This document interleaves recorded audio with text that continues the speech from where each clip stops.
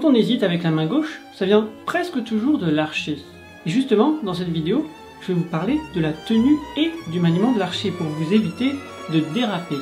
Donc la première chose à considérer, c'est la tenue de l'archer. Alors il y a beaucoup de façons de tenir un archer. À la russe, à la franco-belge, à l'américaine, et ma préférée de toutes, à la japonaise. Non, je plaisante. Pour la russe, par exemple, on voit que les doigts sont très collés et que la main est inclinée énormément vers l'index. Alors que pour la franco-belge, elle est encore un peu inclinée vers l'index, mais les doigts sont un peu plus espacés. Et à l'américaine, c'est celle avec les doigts qui sont plutôt perpendiculaires à l'archer et espacés d'un seul doigt. Et pour les avoir essayées toutes les trois, ma préférée personnellement, c'est plus à l'américaine avec les doigts perpendiculaires à l'archer et espacés d'un doigt. Pour moi, c'est celle qui me donne le plus de facilité à avoir une homogénéité sans être trop incliné vers l'index qui a tendance à monter le coude et avoir des tirets plus puissants que les poussées. Donc tout ça, évidemment, ça peut se compenser, mais ça demande plus de boulot. En plus, quand on est trop vers l'index, ça incite plus à aller vers la pointe. Donc ça permet d'avoir une grande vitesse d'archer, ce qui est très agréable, mais c'est moins confortable de jouer au talon. C'est pour ça que je préfère la main plus équilibrée.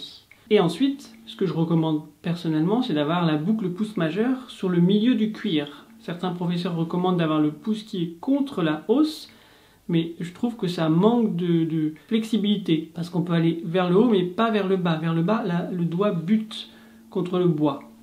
Donc c'est intéressant pour moi, qui ai longtemps joué contre le bois justement, d'avoir enfin découvert que si le cuir est placé là, c'est que l'archetier pense que c'est le point d'équilibre.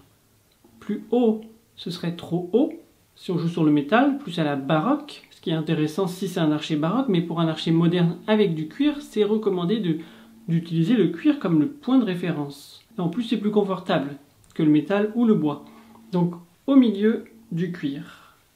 Certains cuirs sont longs, d'autres sont courts, mais à peu près au milieu du cuir. Et ensuite, une fois que vous pouvez tenir l'archer avec ses deux doigts, vous pouvez placer l'index sur le métal, l'annulaire sur le bois et l'auriculaire à cheval au niveau de la pastille, de l'œil. Donc c'est comme ça que je conseille de tenir l'archer. C'est une façon assez calculable, assez mesurable qui fonctionne plutôt bien pour en avoir essayé beaucoup. Et d'ailleurs, pour vous aider à pratiquer cette tenue d'archer, j'ai créé une autre vidéo avec 4 exercices pour pratiquer l'archer vertical, l'archer horizontal, l'archer circulaire et l'archer repoussé. Donc je vous mets le lien vers cette vidéo dans le descriptif. Parlons maintenant du maniement de l'archer. Il y a à nouveau beaucoup de façons de diriger un archer, avec l'ensemble du bras, avec le coude. Ça crée quand même beaucoup de gestes parasites qui peuvent venir déranger un petit peu la stabilité du point de contact. De l'avant-bras, ce qui est quand même très direct, mais qui est parfois un petit peu trop direct et parfois un peu froid. Et ensuite de la main, du poignet, comme on me l'a souvent recommandé, ce qui est intéressant à pratiquer pour sentir que le poignet est très ouvert. Et enfin, des doigts. Et la technique la plus minimaliste de toutes les 6, c'est la boucle pouce majeur qui est motrice. C'est pour moi la technique la plus minimaliste de toutes et celle qui m'a séduit le plus.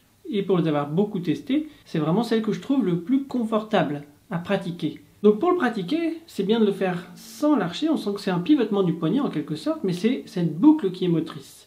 Donc c'est pas un mouvement avec le poignet qui monte et qui descend, c'est plus dans ce sens que dans ce sens. C'est pour ça que je parle pas du mouvement du poignet qui est autre chose. Où là on a vraiment l'impression d'une corde, d'une ficelle qui tire vers le bas ou qui tire vers le haut. Là c'est plus ce geste-là.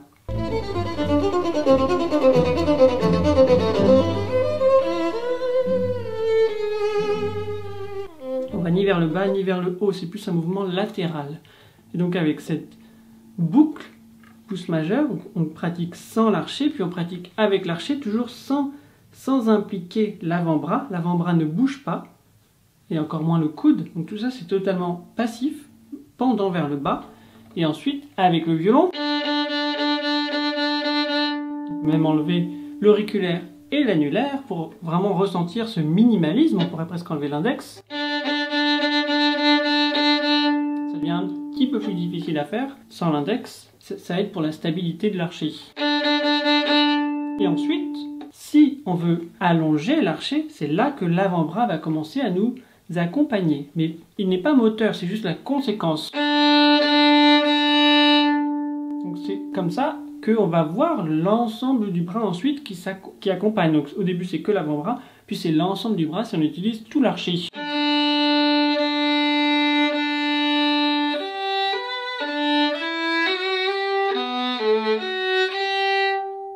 Donc au fur et à mesure qu'on utilise de plus en plus de longueur, on implique l'avant-bras, puis on implique l'ensemble du bras. Donc si on joue quelque chose de rapide, on ne voit pas l'avant-bras bouger.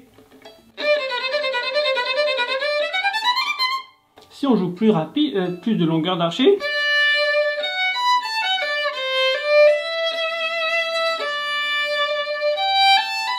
là on va voir l'ensemble du bras qui accompagne. Si on va aller aux extrémités de l'archer. Donc c'est vraiment selon ce que l'on utilise comme quantité d'archer qui va déterminer la quantité de bras qui va nous accompagner. Mais le bras n'est pas moteur dans cette technique. Et quelle que soit la technique que vous utilisez, pensez bien quand vous changez de corde à épouser la forme du chevalet. Donc c'est rond, c'est pas un escalier angulaire.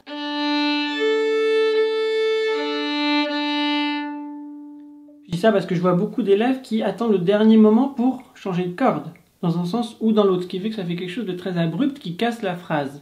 Donc c'est dommage. Il faut vraiment qu'on change d'angle de coude, de corde. Il y a combien d'angles de corde? Il y en a 7. Sol, sol, ré, ré, la, la, mi, mi. Donc sachant qu'on a ces 7 angles de corde qui ne sont pas si éloignés les uns des autres, bien, finalement on peut anticiper sur quel angle on va jouer. Donc si on passe du mi à sol, évidemment il y a plus de dénivelé que si on passe de ré à la. Mais dans tous les cas, c'est jamais énorme. On ne veut jamais voir le coude qui...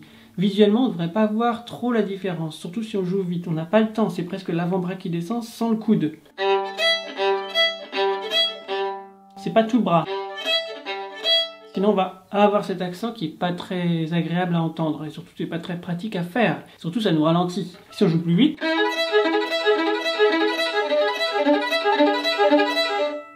Là, on ne peut pas bouger tout le bras. Donc, il faut que ce soit très minimaliste. Et que le coude soit complètement passif. Et immobile, quasiment très calme. C'est ça qui va permettre de jouer avec clarté. Sinon, ça va être compliqué à gérer. Donc, voilà, c'est d'anticiper cet angle et de sentir que c'est vraiment très circulaire, très rond. C'est pas angulaire.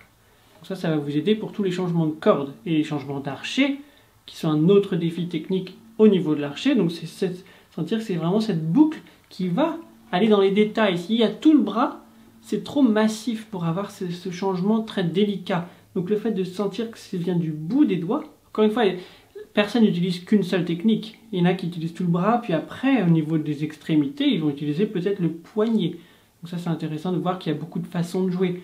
Et c'est bien de les maîtriser un peu toutes, mais celle pour moi de la boucle pouce majeur est vraiment tout terrain, c'est la plus polyvalente de toutes. Quand on est aux extrémités, on peut vraiment changer sans que ça t'entende. Ça t'entendra toujours un petit peu, hein, mais...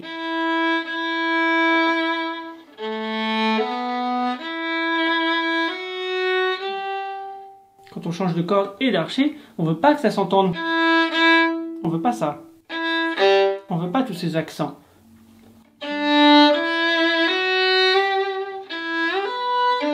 Contrôler, pour pas se laisser emporter et qu'on atterrit un petit peu brusquement, plutôt que de contrôler, de mesurer et de profiter finalement de cette transition.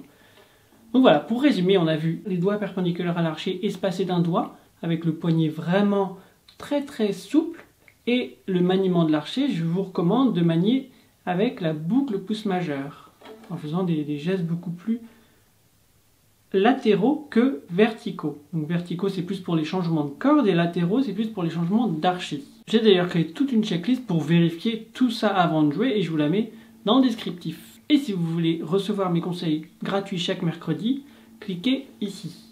Et une autre vidéo qui va probablement vous aider sur le sujet de l'archer, c'est celle-ci. À bientôt.